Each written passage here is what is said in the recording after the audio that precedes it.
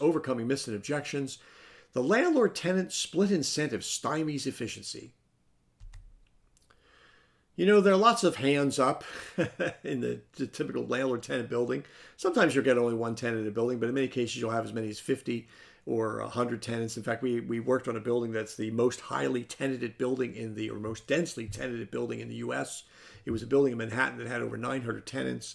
That was one of our clients back in the day. So we're no stranger to lease diversity, that's for sure. But frankly, this whole concept of, oh, well, we got to throw up our hands in disgust because we'll never get over the split incentive, it's fundamentally wrong. First of all, virtually all lease forms either already contain language or can be amended with language addressing who pays and who benefits to overcome the split incentive. Secondly, harnessing the energy efficiency potential in an income-producing property can raise net operating income and asset value. So the stakes are high to make sure that there's a way to overcome the split incentive. There's a lot of value hanging in the balance. Okay. Now, installing efficient equipment that also improves occupant comfort and convenience can drive absolutely significant benefits to the occupants as well. And think about it.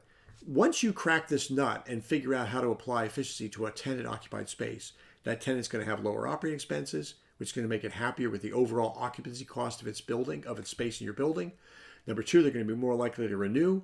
Number three, they're going to have more comfortable employees, which means they're going to see bottom line benefits on places on their income statement other than their rent line or the utility line.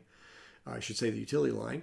And the bottom line is you're going to have happier, more comfortable people, which will lead to less tenant complaints.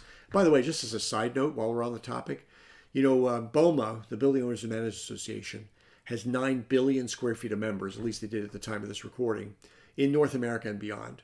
And for as long as BOMA has been in business, I think they've done this tenant satisfaction survey. And as long as I've been reading these tenant satisfaction surveys, I've noticed that the number one or number two complaint at the tops of these tenant satisfaction surveys has been, no, too hot, too cold.